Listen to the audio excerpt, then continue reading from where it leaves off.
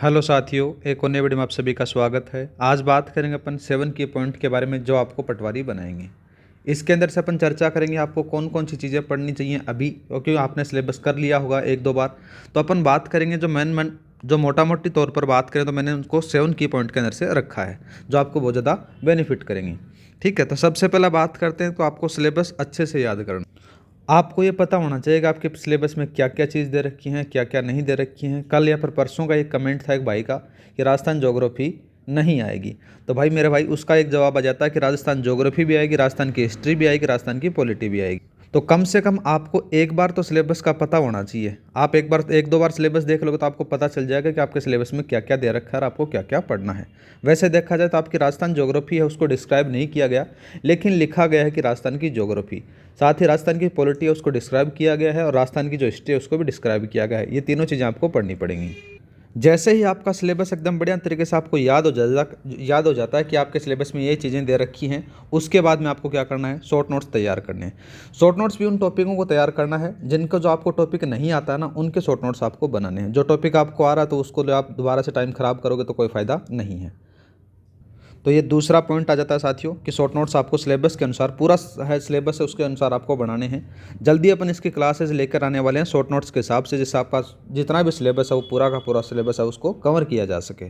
तो ये 2 की पॉइंट हो गए। अब चलते हैं तीसरा की पॉइंट। तीसरा की पॉइंट है, ये बहुत ज़्यादा आपके लिए बेनिफिट काम करेगा। मेन चीज़ तो बात करें तो इसके अंदर से क्या है कि ज़्यादा से ज़्यादा आपको टेस्ट सीरीज़ देनी है। कोई भी कोचिंग की आप टेस्ट सीरीज़ दे लेना, ये आपके लिए बहुत ज़्यादा बेनिफिट करेंगी। क्यों करेंगे साथियों? इससे आपका क्या जो नेगेटिव करके आते हो ना, वो गलत नेगेटिव करके आते हो उस पर कंट्रोल हो जाएगा।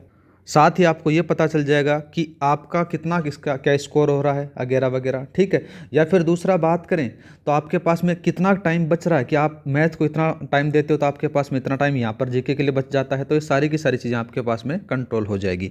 तो सीधी सी बात करें तो जो जितने भी आप टेस्ट दे के आओगे ना साथियों, उनका आपको 360 डिग्री एनालिसिस करना होगा।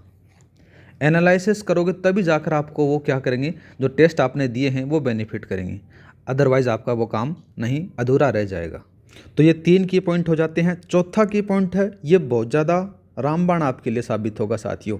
ये तो आपको जो टेस्ट सीरीज वाला सिस्टम है ना, ये तो आपको क्या करेगा कि एग्ज़ाम के लिए आपको बढ़िया तरीके से एक प्रिपेयर करेगा। मेन रूप से बात करें तो आपका जो PYQ है ये चौथा टॉपिक आ जाता है। चौथा टॉपिक मैंने रखा है की पॉइंट के अंदर से। तो इसके अंदर से आपको क्या करना है, जितने भी PYQ है ना, जितने भी जैसे RPSC के द्वारा करवाए हुए या फिर अध्ययन बोर्ड के द्वारा करवाए गए हुए हैं, वो सारे के सारे आपको पढ़ने हैं, बढ़िया तरीके से तैयार करना है।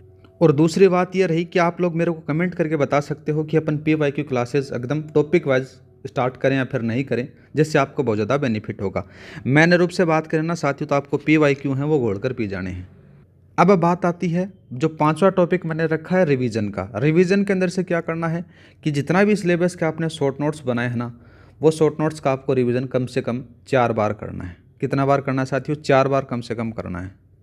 तो साथियों जो आपने शॉर्ट नोट्स बनाए हैं उनका कम से कम आपको 4 बार रिवीजन करना है। आराम से हो जाएगा, ऐसा मत सोचो कि होगा नहीं। शॉर्ट नोट्स के जल्दी रिवीजन हो जाता है।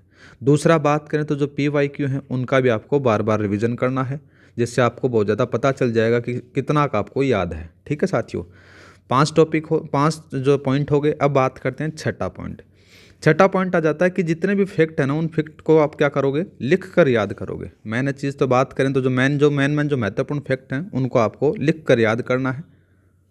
अब बात करते हैं जो छठा है, जो सबसे महत्वपूर्ण है। जो भी आपने टेस्ट सीरीज लगाई है, कोई भी टेस्ट सीरीज लगा रखी है आपने, उसका आपको क्या करना है, 360 डिग्री एनालिसिस करना है। वैसे मैं आपको कलाम की टेस्ट सीरीज करवा रहा हूँ, उसका कंप्लीट सॉल्यूशन आप देख सकते हो। 2-3 माइनर मैंने करवा दिए हैं और एक मेजर करवाया है। लगभग 4 पेपरों का आपने क्या किया है, 360 डिग्री एनालिसिस किया है साथियों। वैसे ही आपको एनालिसिस करना है कि जो 4 जो ऑप्शन दे रखे हैं उन चारों ऑप्शनों के बारे में आपको पता होना चाहिए कि कौन सा ऑप्शन सही है और कौन सा गलत है, और गलत है तो भी क्यों गलत है। ठीक है, इस प्रकार से एनालिसिस करोगे तो आपका 100% सिलेक्शन हो जाएगा साथियों। तो ये 7 की पॉइंट हैं जिस पर आपको काम करना है साथियों। PYQ की श्रृंखला अपन चलाएं तो आप मेरे को कमेंट करके बता देना कि चलानी चाहिए या फिर नहीं चलानी चाहिए। अगर चलानी चाहिए तो आप मेरे को बता देना, जिससे मैं टॉपिक वाइज आपको पहले मॉर्निंग में बता दूंगा कि अपन शाम को इस टॉपिक का अपन करने वाले हैं, जिससे आपको एकदम बढ़िया तरीके से रिविजन हो जाएगा साथियों। नेक्स्ट वीडियो में अपन चर्चा करेंगे 2025 के अंदर से जो इंपॉर्टेंट टॉपिक हैं पटवार के लिए, जिनको आपको पढ़ना चाहिए, जिससे आपका जो सिलेक्शन की जो श्योरिटी है वो 100% हो जाए, उनके बारे में अपन नेक्स्ट वीडियो में चर्चा करेंगे। आज के लिए इतना ही, मिलते हैं नेक्स्ट वीडियो में। क्लास अच्छी लगी तो लाइक और सब्सक्राइब करना न भूलें, जिससे मेरे को थोड़ा बहुत मोटिवेशन मिल सके। जय हिंद, जय भारत।